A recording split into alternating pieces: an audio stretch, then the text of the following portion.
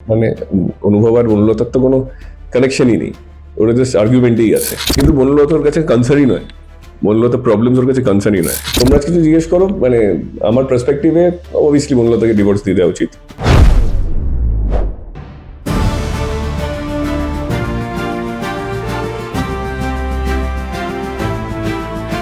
মানে অনুভব আর বনলতার তো কোনো কানেকশনই নেই, ওরা জাস্ট আর্গুমেন্টেই আছে। কিন্তু বনলতার কাছে কনসার্নই নয়, বনলতা প্রবলেম ওর কাছে কনসার্নই নয়। সোমরাজ কিছু জিজ্ঞেস করো, মানে আমার পার্সপেক্টিভে অবভিয়াসলি বনলতাকে ডিভোর্স দিয়ে দেওয়া উচিত। আমি ভালো আছি, থ্যাংক ইউ ফর কামিং। একদম। আচ্ছা, কি চলছে এই মুহূর্তে? যেটা আমরা দেখলাম প্রোমো অলরেডি অন এয়ার, যে লাজুকে তুমি ফিরিয়ে নিয়ে এসেছো। তো এই মুহূর্তে কি চলছে? তোমার কি কি জায়গা থেকে তুমি লাজুকে আরেকবার নিয়ে এলে নিজের বাড়িতে, যে এখানে প্রচুর প্রবলেম হবে, অ্যারাইজ করবে, যেটা তুমি জানো। স্টিল তো কি কারণে লাজু বাড়িতে এলো, যেটা তুমি কি বলো? এই কারণেই এলো, কারণ প্রথমত রাজুকে কলকাতায় আসতেই হতো তোমার ডাক্তারিটা পড়ার জন্য। অবভিয়াসলি গ্রাম থেকে যাতায়াত পসিবল নয়। দ্বিতীয়ত হচ্ছে লাজুর এই মুহূর্তে নেক্সট 3-4 মাস, প্রবলি 5 মাস কোনো হোস্টেল অ্যাভেলেবিলিটি নেই। তো অন্য একটা অচেনা অজানা লোকের সঙ্গে থাকার থেকে ও যেখানে প্রথম 9 মাস সেখানে থেকে গেছে ঠাকুমার কাছে, তো অনেক বেশি কমফোর্টেবল স্পেস পাবে ও নিজে পড়াশোনা করতে, তোমার কনসেন্ট্রেট করতে। এইটাই অনুভবের লজিক। এবার অবভিয়াসলি একটা সেকশন ভাববে যে তোমার অনুভব নিজের স্বার্থে এনেছে, বাট ওইটা একদমই নয়। কারণ অনুভব মানে চাইলেও ও লাজুর কে এই প্রেশারটা দিয়ে যে আমিও তোমাকে ভালোবাসি, কারণ অনুভব জানে যে লাজু ওকে ভালোবাসে, লাজু জানে না কিন্তু অনুভব কতটা ওকে ভালোবাসে। তো ওই প্রেশারটা ও লাইফে দিতে চায় না। ফার্স্ট চাই ও নিজের পায়ে দাঁড়াক, তারপরে বাকিটা বাকি। প্রবলেমস থাকবে, কিন্তু অনুভবের কাছে প্রবলেমসটা ম্যাটার করে না, কারণ ও জানে যারা প্রবলেম ক্রিয়েট করবে তাদের লুপহোল গুলোও জানে। তো কেউ কিছু বললে লুপহোলটাও এনে দেবে সবার সামনে। কালকে একটা এপিসোডে সিন গেছে, যেটা দেখা গেছে যে ময়ূকের ব্যাপারটা তুমি সন্দেহ করেও, মানে অনুভব সন্দেহ করেও বিষয়টাকে এড়িয়ে গেছে।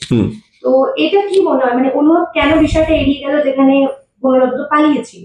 তো সেই জায়গার কারণটা অনুভব খুঁজতে চাইছে না কেন, সেটার বিষয়ে কি মনে হয়? খুঁজতে চাইবে দ্য ফলোইং এপিসোড, সেটা আমার মনে হয়। সেই ওই মুহূর্তে ও যে শুনে দিল, কনফার্মেশন পেয়ে গেল যে ময়ূকই, যে একবার ময়ূক ভুল করে ফোন করে দিয়েছিল, ও ময়ূকের ফোনটা তুলে ফেলেছিল, যে ময়ূকই তার মানে বনলতার বয়ফ্রেন্ড। কিন্তু বনলতার কাছে কনসার্নই নয়, বনলতা প্রবলেম ওর কাছে কনসার্নই নয়। প্রবলেমস হচ্ছে এখন লাজুর প্রবলেমটা আগে সলভ করতে হবে। কেন কি লাজু কিন্তু কালকের এপিসোডের মধ্যে কিন্তু বাড়িতে ঢোকেনি, বাড়িতে ঢুকবে আজকের এপিসোডে। তো আগে বাড়িতে লাজুকে সেটেল করে তারপরে না বনলতা কার সঙ্গে কথা বলছে, পাশের সঙ্গে কথা বলছে, এটার কনসার্নই নয় টেকনিক্যালি। ওর কাছে এখন কনসার্ন হচ্ছে মেনলি লাজু, মানে ক্যারিয়ার আর লাজুকে কিভাবে এস্টাবলিশ করা যায় সেটা। আচ্ছা, আমি যদি সোমরাজদাকে জিজ্ঞাসা করি, এই যে বনলতা লাজু, এই যে একটা কমপ্লিকেটেড জায়গা, কোনোভাবে কি করা উচিত এক্স্যাক্টলি এই মুহূর্তে দাঁড়িয়ে? কি একা থাকা উচিত, নাকি জাস্ট একজনকে বেছে নেওয়া উচিত? কি করা উচিত সোমরাজদাকে যদি জিজ্ঞাসা করি? সোমরাজ কিছু জিজ্ঞেস করো, মানে আমার পার্সপেক্টিভে অবভিয়াসলি বনলতাকে ডিভোর্স দিয়ে দেওয়া উচিত। মেবি ইভেনচুয়ালি তাই করবে। মানে যদি একটা সংসার যদি না চলে, মানে অনুভব আর বনলতার তো কোনো কানেকশনই নেই, ওরা জাস্ট আর্গুমেন্টেই আছে।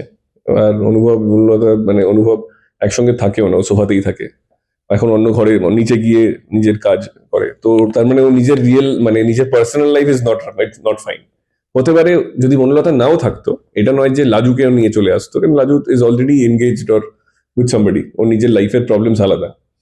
একা থাকলে অনেক বেটার, আরো বেশি হয়তো ভালো করে সাপোর্ট করতে পারতো। এই প্রবলেমস হতো, আমার এটা টেলিভিশন শো, তোমার প্রবলেমস না থাকলে তোমার ড্রামা হবে না।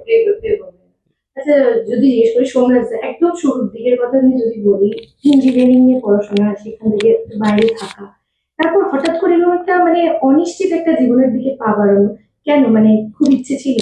যখন মানে এই অপরচুনিটি পাই অ্যাক্টিং এর, তখন এটা সবাই বলেছিল অনিশ্চিত জীবন।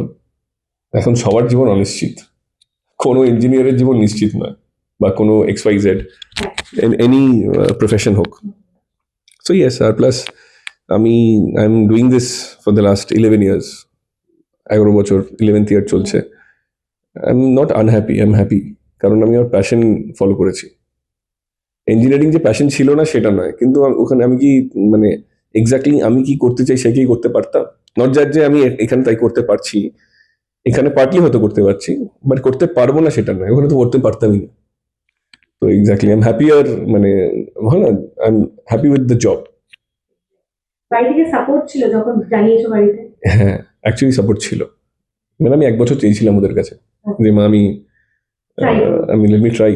আর আমি বিশ্বাসও ছিল না যে আমি পেরে উঠবো, কেন আমি তো জানতাম না, আমি অ্যাক্টিং ব্যাকগ্রাউন্ডে ছেলেই না। উইথ প্রজেক্টস আমি শিখেছি যেটুকুনি আমি করেছি। তো আমি দেখি, বাট এসছে যখন ট্রাই করি। আই থিঙ্ক ডেস্টিনি, মানে এটা আমাকে ভগবান করিয়ে নিয়েছে, মানে লাক মেবি আমাকে এখানে আনিয়ে নিয়েছে। মানে আমার কোনো কানেকশন ছিল না টু বি অ্যান অ্যাক্টর, মানে ভাবিও নি কোনোদিন আমি হতে পারবো। ইচ্ছে কার না থাকে, কে না সামনে আসতে চায়, কিন্তু এত বছর থাকাটা আই থিঙ্ক আমার লেখাই ছিল মেবি। তুমি পারবে। হ্যাঁ, মানে হয়ে এসছে, হয়ে গেল, হয়ে তো গেল। তো প্রথম অপরচুনিটি যে তোমাদের এই ছেলেটা বের হলো তোমার না, অ্যাকচুয়ালি গৌরীদান, গৌরীদান। ভেঙ্কটেশ ফিল্মস। হ্যাঁ, কিভাবে ব্রেকটা কিভাবে এসেছিল? আমি ইন্ডিয়াতে ফিরি মে মাসে 2014। অগস্টে আমি জিতি হচ্ছে গ্ল্যাম হান্ট 2014। যেদিন জিতি তার পরের দিন, আগে কাস্টিং হতো তোমার ম্যাগাজিনস থেকে। এখন যেমন সোশ্যাল মিডিয়া দেখে ওরকে নতুন মুখ দেখে না, আগে ম্যাগাজিনস আসতো, 19-20 সানন্দা ম্যাগাজিন যে ছবি দেখে। তখন সবাই অনেক প্রচুর অ্যাক্ট্রেস আছে ম্যাগাজিন থেকে হয়েছে আমাদের। সেদিন আমি রুকমার সঙ্গে শুট করছিলাম, রুকমারও সেম জার্নি। ও আগে ম্যাগাজিনসেরই শুট করতো, ওখান থেকে আগে কাস্টিং ওরমভাবেই হতো। তো আমার ওরমভাবেই হয়েছে, ফোন করেছে যে এইটা আমাদের এইটা আছে, এই শো, এটা কি তুমি করবে? আমি বলছি সিনেমা করতে চাই। যে না, এখানে তুমি ভালো করলে তুমি তাহলে অপরচুনিটি পাবে। তখন আমাকে বুঝিয়েছিল, বললাম ঠিক আছে, এসছে তো অপরচুনিটি, লেটস ট্রাই। এইভাবেই কাজ হ্যাঁ, হয়েছিল আর কি। হ্যাঁ। তো দুটো পর্দাতেই তোমাকে কাজ করতে দেখা গেছে, ছোট পর্দা, প্যারালি, বড় পর্দা। আর কি কি মনে হয় যে মানে এই জিনিসগুলো ছোট পর্দার বেটার করা উচিত, আর এই জিনিসগুলো বড় পর্দার বেটার করা উচিত, কি মনে হয় তোমার কাছ থেকে? ছোট পর্দার ব্যাপারটা হচ্ছে, ছোট পর্দার ইজ গভর্ন বাই কর্পোরেটস, তো অনেক বেশি প্রফেশনাল আমার মনে হয়, মানে অনেক বেশি স্ট্রাকচার্ড। যদি সকল দেখি, television is more structured in terms of মানে planning, payments, commitment. Films structure আছে, কিন্তু কম্পেয়ার টু ছোট পর্দা ওরা স্ট্রাকচার্ড নয়। আগে ছিল, মানে যখন আমরা দেবদা বা জিদ্দার, ওরা বেটার বলতে পারবে, ওরা বেশি সিনেমা করেছে।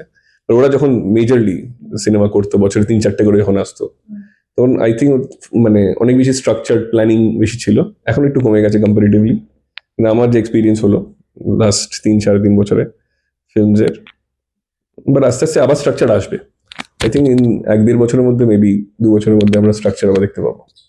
তোমার ফ্যান্সরা তো সবাই একটুখানি বড় পর্দার জন্য মুখিয়ে আছে, তাদের জন্য কিছু সুখবর দিতে পারো কি? হোপফুলি বাই এই বছরে অ্যানাউন্সমেন্ট হয়ে যাওয়া উচিত, মানে যেইভাবে চেষ্টা চলছে, লড়াই চলছে, হয়ে যাওয়া উচিত। I hope. আমি পুরোটা জিনিস করতে চাই না, কেন একটা বড় ছবি আমার আসার কথা ছিল 2023-এ, ওটা শেভড হয়ে যায়। এর জন্য খুব এক্সাইটেড ছিলাম ওটার জন্য।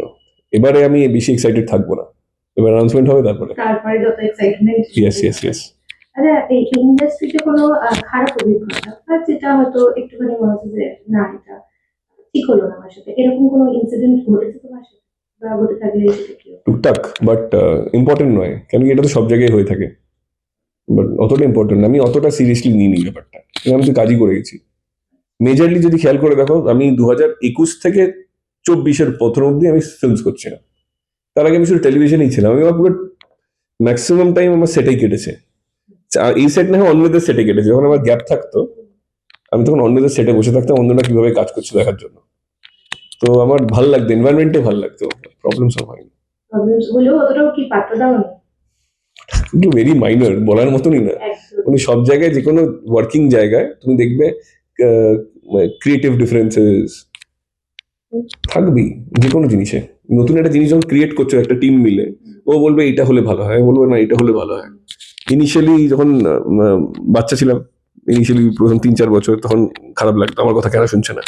এখন আমি রিয়েলাইজ করি যে না না, ঠিক আছে, এক্সপিরিয়েন্স আছে, ওদের কথা শুনে দেখি না। এখন আমি একটা জিনিস আমি আমার লাস্ট 2-3 বছরে ডেভেলপ করেছি, যখনই একটা আমাদের লুক সেট হয়, একটা যা মানে তোমার ক্যারেক্টার লুকে কি হয়, আগে প্রচুর আমি মাথা লাগাতাম যে এটা করতে হবে, ওটা করতে হবে, এম করতে হবে। পরে আমি রিয়েলাইজ করেছি, আমি আমার মায়ের সঙ্গে আলোচনা করে, সবার সঙ্গে আলোচনা করে, মেজরলি যারা লুক সেট করে তারা মহিলারা করে। এখন ওরা যা বলে আমি তাই হ্যাঁ বলি, এর কারণে, কারণ আমার মানে আমি লোকের পার্সপেক্টিভে আমাকে কেমন লাগছে সেটা খুব ইম্পর্টেন্ট। আমাকে আমার চোখে কেমন লাগছে সেটা ইম্পর্টেন্ট, কিন্তু আমার মনে হয় মানে একজন ফিমেল আইজে আমাকে কেমন লাগছে সেটা খুব ইম্পর্টেন্ট। মানে আমার চশমা পড়তে ভালো লাগে না। এই মুহূর্তে তুমি যদি খেয়াল করে দেখো, চারজন মহিলা এসে বললেন যে তোমাকে আমার চশমাতে ভালো লাগে, আমার চশমা ভালো লাগে না। আচ্ছা বাট আগে আমি বলতাম ধর সব প্রজেক্টে আমাকে কেন চশমা পড়াচ্ছে, যখনই পড়াচ্ছে আমি এবার হ্যাঁ বলে দিই, বিকজ আমি মনে করি ওদের যদি পছন্দ হয়ে থাকে তাহলে আরো তার মানে ইট ক্যান। তো এই জন্য আই ট্রাস্ট ফিমেল ওপিনিয়ন, আমি খুব ট্রাস্ট করি। আচ্ছা, এই ক্ষেত্রে আমি বলি যে তাহলে ফিমেল ওপিনিয়ন যখন মা বা আয়ুষী এদের কথা কতটা শুনে চলা হয় বলো তো? ওরাই তো জামা কাপড় কিনে দেয়, আমি নিজে কিছু কিনি না, আচ্ছা ওরাই কেনে। পরে ফেলে প্রথমত আমি লেজি, সেকেন্ড হচ্ছে ওরাই। হ্যাঁ বাড়িতে না গেলে না না বেরোই, বাট আমার যে জামা কাপড় কেনা শপিং সেটা আয়ুষী কেনে, আমার মা কেনে, দ্যাটস ইট। আমি নিজে কিচ্ছু কিনি না। মানে মা একদিন বেরোলে 3-4টে ধরো 4-5টা টি শার্ট নিয়ে চলে আসলো, প্যান্ট নিয়ে চলে আসলো, আয়ুষী নিয়ে চলে আসলো। ওরা বলছে এরম পড়লে ভালো লাগবে তোকে, ওকে ফাইন। পুরোটাই ওদের মানে বডি ফেলে দিচ্ছি, পুরো বডি ফেলে দিচ্ছি ওর। পুরো কথাই শেষ করো। আচ্ছা তো এই মুহূর্তে যেটা বললাম যে এই একটু আগে দেখলাম যে লাইভ রিয়াকশন ফ্যান্সদের থেকে এবং ফিমেল ফ্যান্স বিশেষ করে, তো কিরম লাগে বলো একটু? মানে এটা তো ঠাকুরের আশীর্বাদ, মানে এখন লোকে পছন্দ করছে। অবভিয়াসলি আমি অ্যাজ অ্যান ইন্ডিভিজুয়াল চাইবো এটা যেন অনেকদিন থাকে, আমার জীবনের শেষ দিন অবধি থাকে, সেটা ঠাকুর ডিসাইড করবে। আমি আমার কাজটা করে যাবো। আচ্ছা, তুমি এইটা আমি দেখলাম যে তুমি পরের বার কথা বলতে ঠাকুরের কথা বলি, বিশ্বাস করো মানে ভগবানের অ্যাবসলিউটলি ডেস্টিনি, প্রভুরই ওটা ছাড়া হবেই না, ঠাকুর ছাড়া হবেই না। মানে it can be Thakur, it can be Allah, it can be Jesus, anybody, একটা সুপার ন্যাচারাল পাওয়ার ছাড়া হবে না। আজকে দেখুন আমি জানতামই না, আমি তো বাইরে ছিলাম, আমি ভাবিনি যে আমাকে অচেনা 5জন লোক এসে বলবে আমার তোমাকে ভালো লাগে। এইটা আমার কোনো মনিটারি বেনিফিট নেই, কিন্তু ইমোশনাল বেনিফিট আছে যে অ্যাটলিস্ট আমি যেটা করেছি সেটা ভ্যালিডেশন তো পেলাম, তার মানে ঠিকঠাকই করছি।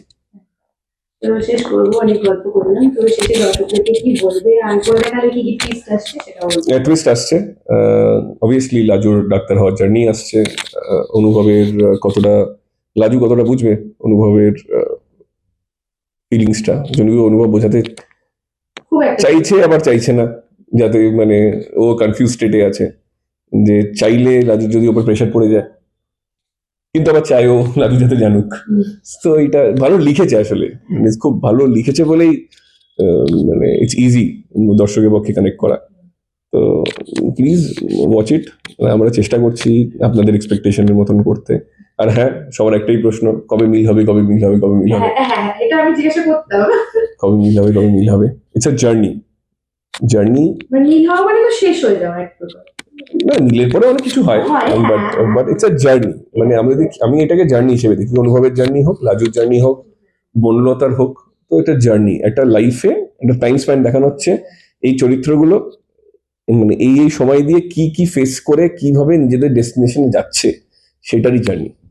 আরে একটা জিনিস করবো প্লিজ যে তোমার হয়ে আমি দেখেছি ফ্যান্সরা প্রচুর ঝগড়া করে মানে অনুভবের জন্য। তো এটা দেখো তুমি, এটা দেখো কিছু ডেফিনেটলি ওরা যখন আমায় ট্যাগ করে আমি কিছু সময় থ্রেডস গুলো দেখে নিই। দেখে নাও ইয়েস কিরকম লাগে যে আমার হয়ে কিছু মানুষ এটা ভগবানের আশীর্বাদ, এটা ভগবানের আশীর্বাদ। এবার দেখো কিছু সেকশন আছে যারা উল্টো কথা বলবে, যে যারা বলবে না এটা ঠিক করছে না। তুমি যদি আমাকে জিজ্ঞেস করো, কেন তারা প্রথম থেকে দেখছে না বলে ঠিক করছে না, তারা মাঝখান থেকে দেখছে। প্রথম থেকে দেখলে বলতো ঠিকই করছে, কেন কি ঠিক না করলে আমি প্রজেক্টটা করতামই না। মানে সোমরাজ দা এইটা খুব মানে ভেরি ইম্পর্টেন্ট, আমি কি মেসেজ দিচ্ছি। মানে হ্যাঁ, এবার তুমি বলতে পারো এই তো ওই মেসেজ, মানে কি বলছে সোমরাজ, আমাকে দেখতে হবে আমি যে কাজটা করছি সেটা মানে কতদূর যাচ্ছে, সেটা আমার খুব ইম্পর্টেন্ট। তো মানে এটা সবার জন্য ইম্পর্টেন্ট হওয়া উচিত আমার মনে হয়। So it's very important. তো প্রথম থেকে দেখলে মানুষ বুঝতেই পারবে যে ব্যাপারটা কি।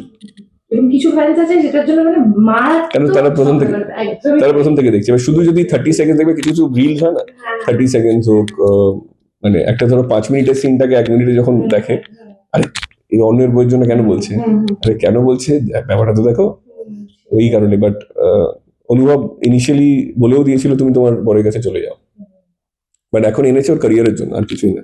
ফিলিংস তো থাকবে, তার মানে এটা নয় যে বলছে যে তুমি, আজকেই আমি একটা পোর্শন করলাম যেখানে আমি বলছি যে আমি চাই না তোমার উপর একটা বার্ডেন করে দিতে, নিজে নিজেকে বলছে।